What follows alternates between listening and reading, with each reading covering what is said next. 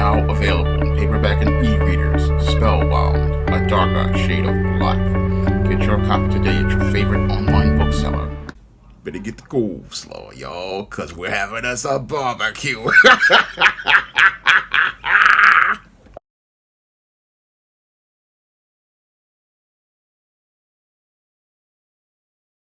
I got a comment from a viewer who watched my live stream where I talked about this black female who said that black men who were nerds needed to get over it and start dating the black women who rejected them for drug dealers. Came up to the girl in high school. She was like, no, I don't want you. And then once she became a baby mama, he was a CEO, executive and all that. And she like, hey, you remember me? He said, no, I don't want you. I be feeling like, respectfully, y'all is the grown-up versions of the niggas got hurt in high school while we was out fucking the drug dealers. Let me tell you something. We were victims then making horrible decisions with grown-ass on us. Y'all gotta let that shit go. What about the girls who had the older guys picking them up in high school? And this viewer wanted to say that my commentary reeked of bitterness and said that when it came to boys and men of that time, they passed by the cute and nerdy girls and women in order to approach the hotties. Well, as someone who was there back in the late 1980s, I can tell you a story about many of these cute and nerdy girls. And when it came to these cute and nerdy girls, they weren't really checking for the guys out here at all. No, as one of those guys who was there back in the late 80s, when it came to the so-called cute and nerdy girls, they basically didn't have the time of day for not only a nerdy brother, but also a clean-cut regular brother. Now, when it came down to these nerdy girls basically were extremely conceited and extremely stuck up and arrogant, and a lot of them would go out here and when you would try to step to them, go out here and have a haughty attitude.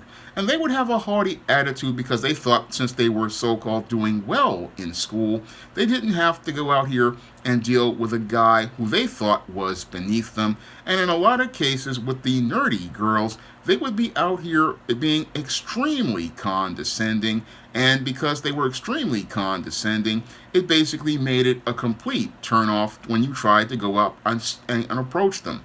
I mean, when I would go out here, a lot of times these so-called cute and nerdy girls, these were the same ones who would basically, again, look to blow a guy off because they thought that a guy was basically beneath them. And because they thought this guy was beneath them, they thought they didn't really have to show that guy any respect.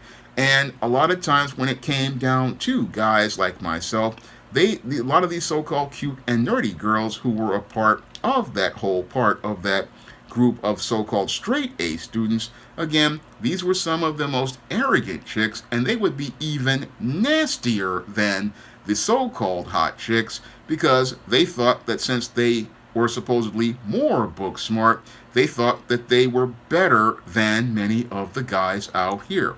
Now, when it came to many of these so-called cute and nerdy girls, they also were out here looking to go after the dope boys and the gangbangers and the thugs. And they were looking to go after the dope boys, the gangbangers, and the thugs, basically due to female nature, because when it comes to many females are caught up in hypergamy, and during the crack epidemic, many of these females were so caught up in their hypergamy, what they wanted to do was go out here and get the guy with the highest amount of resources and the most social status. And because they wanted to get with those guys with the most resources and the most social status, they would basically be in the same line as the so-called hot chicks looking to get the attention of the neighborhood dope boy, the neighborhood gangbanger, and the neighborhood thug. They were looking to get the attention of these guys, and basically this is what led to there being a complete drought for many of the square brothers as related to school in the mid to late 1980s. It was basically a girl desert because most of the girls were basically chasing most only of these guys who were dope boys, gangbangers, and thugs. And this whole situation led to what many people would say would be a complete proving of the 80-20 rule, in that 80% of the women were looking to get with 20% of the guys, and looking to get with that 20% of guys because they wanted to go out here and have their social status elevated by this guy who was basically given a position by white supremacy. And white supremacy again elevated the dope boys because they wanted to see the black community be torn apart. And torn apart because as these black women went out here and ran for the dope boys, the gangbangers, and the thugs, this would basically make it where the black community would be complicit in its own destruction. And again, for a guy who was out here doing things like going to school and getting straight A's, or a guy working a legit job like McDonald's or the movie theater, or at a store doing stock at the supermarket, many of these girls, that wasn't good enough for them, whether it be the hot chicks or the nerdy girls. No, what they wanted to do was get their social status elevated. And since they wanted to get their social status elevated and they wanted to be seen as being more prominent, this is something that they would do, is again look to pine for the dope boys, the gangbangers, and the thugs in a lot of cases. But many people won't go out here and talk about that point. No, they won't talk about that point as related to many of the so-called cute and nerdy black girls. They won't talk about that part of the story. No, they'll say, oh, those guys, the square guys weren't paying attention to them. But a lot of times, guys out here, like myself, would pay attention to them. But a lot of these girls would say things like they got a boyfriend, or they would go out here and they would blow a guy off and basically, again, verbally castigate that boy to the point where they just looked to humiliate him because they thought they were smarter than the guy. And as they thought they were smarter than the guy, they would go out here and again be talking down to a dude, extremely condescending, not showing him any sort of affection, not showing him any sort of respect. This is what I experienced firsthand growing up in the late 80s in high school. This is what I experienced basically as related to my experiences in high school, and it's also what I have experienced when I was going to college, where I ran into a lot of these women when they became baby mamas. So a lot of people want to think, oh, we were out here, we were passing by the nerdy girls. No, a lot of times dudes did try to step to the nerdy chick, but the nerdy chick had an even nastier attitude than the hot chick. I mean, in both cases, both of these black women were basically, again, caught up in what I call super hypergamy, where they were looking to, again, compete with each other for the attention of the handful of Pookies who were out here selling the white man's crack cocaine and poisoning his own people. They were basically competing for that guy as related to things. And the rare exceptions, again, that were out here, they were out here, again, they were hard to find because there were some sisters out here, and again, hard to find. But the whole thing is that when it comes to a lot of the so-called cute and nerdy chicks, they were, again, on a whole different game as related to nastiness because, again, they thought, oh, I'm doing good in school and I want to be able to, again, elevate my social status. They wanted to climb the social ladder and be like the other chicks. They wanted to be out here and be like those other chicks, and they were jealous of the other chicks because they were the ones being picked up by the older men who were driving the Mercedes Benzes, the BMWs, driving the Jeep Cherokees and Jeep Wranglers. They were the ones going out here and wearing the shearling coats and the Air Jordan sneakers and the Guess jeans. these were the chicks who were being taken care of, and these women envied the fact that they were being taken care of by the dope boys and being made into the fly chick. I mean, I go in depth on this in my book, John Haynes 1987, and I show the flip side of the outsider girl in Spellbound. And again, when it comes to some of the cute and nerdy girls, they are nasty, but there are some chicks out here who were on point, like what I wrote with the Matilda Crowley character, and a lot of those chicks, basically, some of them were invisible, but they were doing their own thing. And if a guy did approach them, they possibly would have given them the time of day, but a lot of those chicks were getting a lot of grief from the popular girls and even the nerdy girls, because the nerdy girls were just, again, they were on another level of conceited. But the whole thing is there were outsider chicks who basically were getting it from both ends. I talk about that in my novel Spellbound.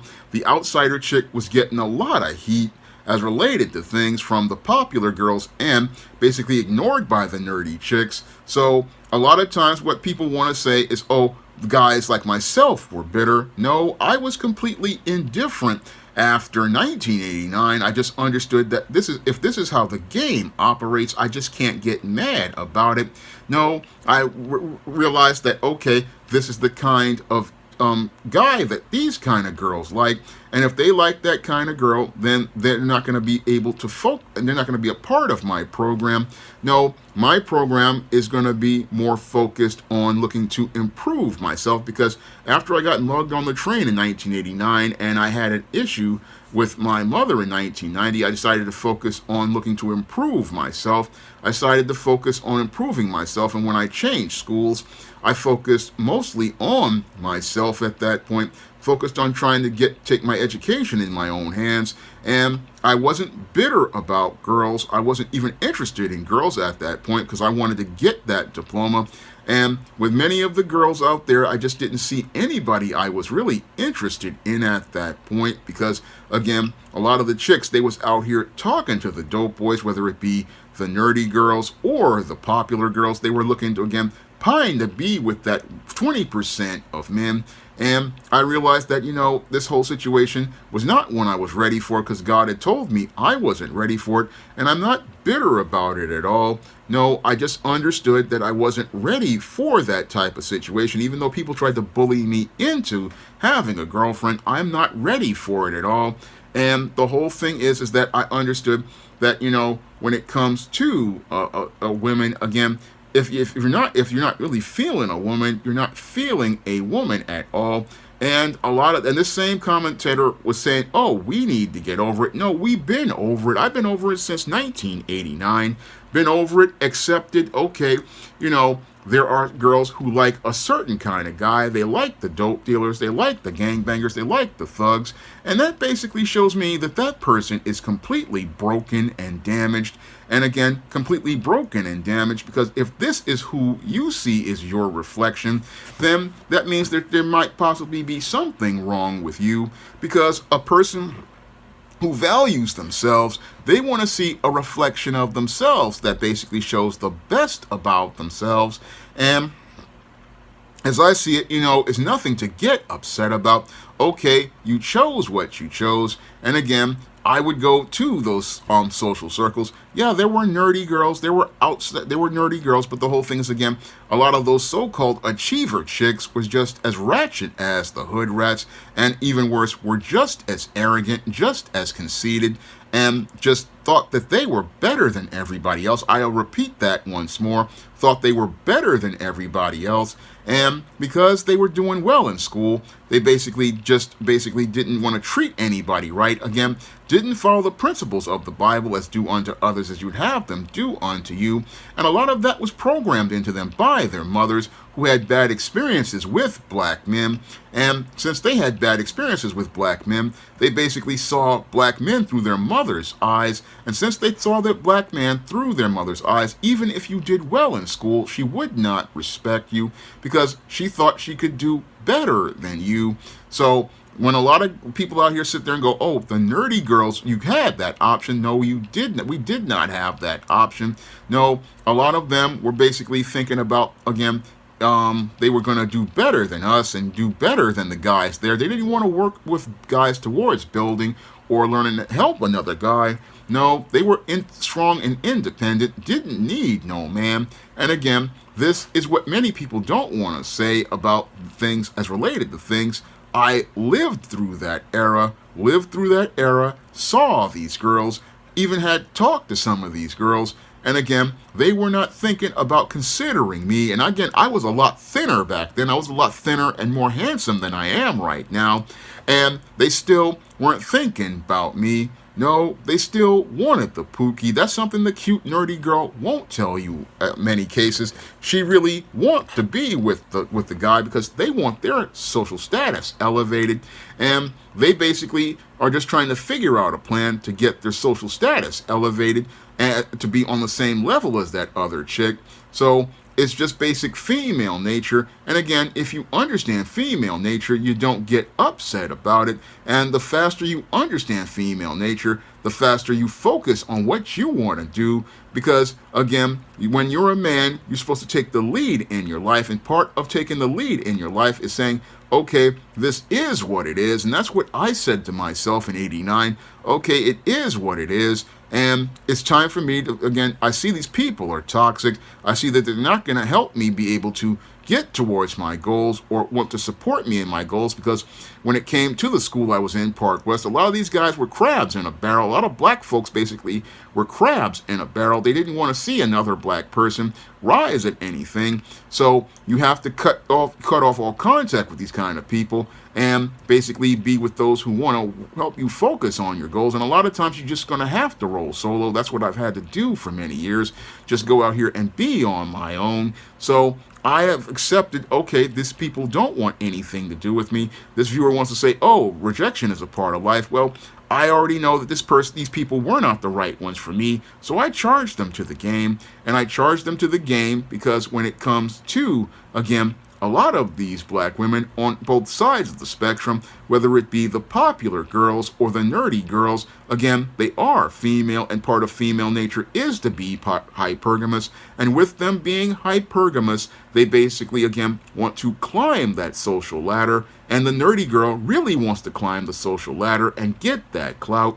No matter what she says about, oh, I really wasn't like that. No, a lot of female nature is female nature, and I don't get upset about it. I just focus on what I want to do, and that's what many young brothers had to do back then in the 80s. We had to focus on what we wanted to do, and again, I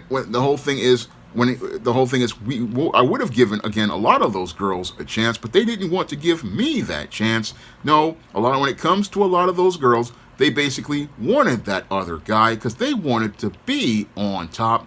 And the whole thing is that when it comes to a lot of women, they want to sit there and say, oh, you could have chose the nerdy girl. No, we couldn't have chosen the nerdy girl because the nerdy girl wasn't choosing us. And that's why we had a lot of black guys out here going out here getting involved with Puerto Rican girls, Dominican girls, and other girls of other races, because we tried to go out here and get with the nerdy black chick, but the nerdy black chick wasn't checking for many of the brothers out here back in the day.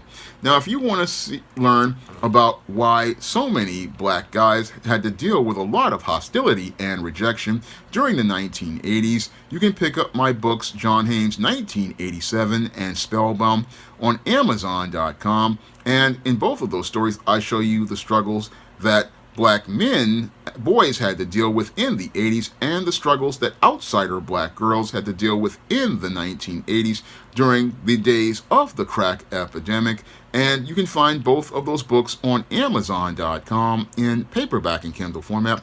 You can also find them at other online booksellers like Draft the Digital, Google Play, Barnes & Noble, and big box retailers like Walmart and Target. And if you'd like to see me make more videos taking many of these relationship issues to the barbecue, you can drop a donation to the Patreon, the PayPal, or the Cash App by clicking the links in the description box.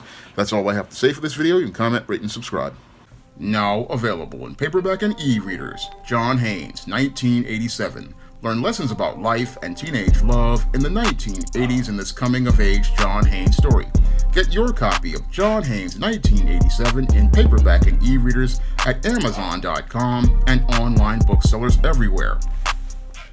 Now available in paperback and Kindle Unlimited, E-Steam: The Sands of Time. It's action and adventure in ancient Egypt in this terrific teen time travel romance.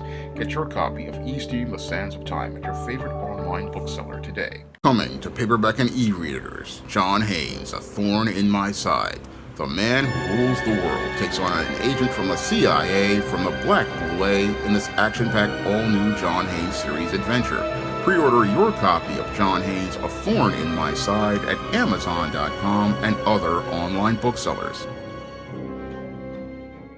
Support Black-owned and Black-operated digital broadcast media. www.niceradionetwork.com. Nice Radio Network, broadcasting 24 hours a day, 7 days a week.